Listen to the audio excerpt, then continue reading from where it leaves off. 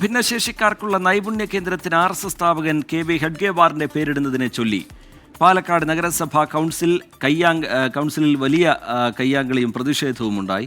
ബഹളത്തിനിടെ KB ഹെഡ്ഗേവാറിന്റെ പേരിടാനുള്ള agenda ചർച്ചയില്ലാതെ council പാസാക്കി. ഇതിനിടെ ഹെഡ്ഗേവാർ സ്വാതന്ത്ര്യസമര സേനാനി അല്ലെന്ന നഗരസഭാ അധ്യക്ഷ പ്രമീള ശശിധരന്റെ പ്രതികരണം BJPയെ വെട്ടിലാക്കി.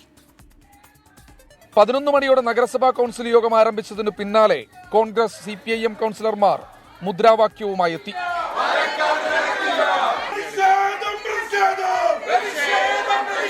നഗരസഭാ അധ്യക്ഷയുടെ ചേംബറിലും പ്രതിഷേധം തുടർന്നു. ചെയർപേഴ്സൺ പ്രമീള ശശിധരനെ തടഞ്ഞുവച്ചുള്ള പ്രതിഷേധത്തിനിടെ പുറത്തുനിന്ന് BJP പ്രവർത്തകർ കൗൺസിൽ ഹാളിനുള്ളിലെത്തി. ഇതോടെ പ്രതിപക്ഷ സംഘടനാ പ്രവർത്തകരും ഹാളിനുള്ളിലേക്ക് കയറാൻ ശ്രമിച്ചു. പിന്നാലെ ഇരുപക്ഷവും തമ്മിലടി.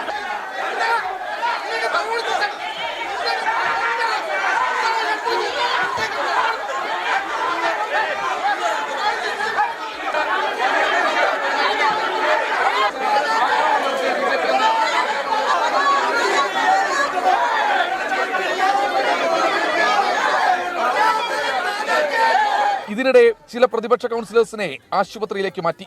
പ്രതിഷേധം തുടർന്ന പ്രതിപക്ഷ കൗൺസിലർമാരെ പോലീസ് സ്റ്റേഷനിലേക്ക് ബലമായി കൊണ്ടുപോയി. ഇവിടെ ഹെഡ്ഗേവാറിന്റെ പേര് ഈ കേന്ദ്രത്തിന് കൊടുക്കുന്നതുമായി ബന്ധപ്പെട്ട് മുനിസിപ്പാലിറ്റിയിൽ നേരത്തെ തന്നെ അജണ്ടയിൽ വന്നിരുന്നു. അത് ചർച്ച ചെയ്തതിനു ശേഷം പാസ്സാക്കിയതാണ് എന്നല്ലേ പറഞ്ഞത്?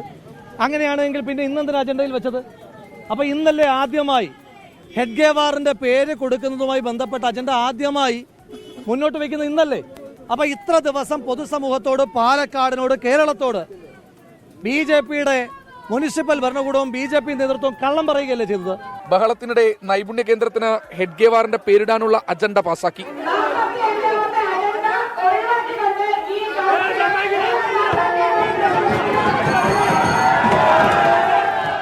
അത് കൗൺസിൽ പാസ്സായി കഴിഞ്ഞു. ഇനി പേര് മാറ്റില്ല. അത് കൗൺസിൽ പാസ്സായില്ലേ, പിന്നെ ഇനിയിപ്പോ എന്താ? അവര് പ്രതിഷേധം അവര് തന്നെ ഒതുങ്ങണം, അല്ലാതെ എന്താ നമ്മൾ ചെയ്യാനുള്ള? KB ഹെഡ്ഗേവാർ സ്വാതന്ത്ര്യ സമര സേനാനി എന്ന BJP നേതൃത്വം ആവർത്തിക്കുമ്പോഴാണ് നഗരസഭാ അധ്യക്ഷയുടെ ഈ പ്രതികരണം. അതേസമയം മർദ്ദനമേറ്റ ഭരണ പ്രതിപക്ഷ കൗൺസിലർമാരുടെ പരാതിയിൽ അന്വേഷണം നടത്തുമെന്ന് പോലീസ് അറിയിച്ചു. രാജീവ് സുദേവിനൊപ്പം ശ്രീകുമാരൻ, 24 പാലക്കാട്.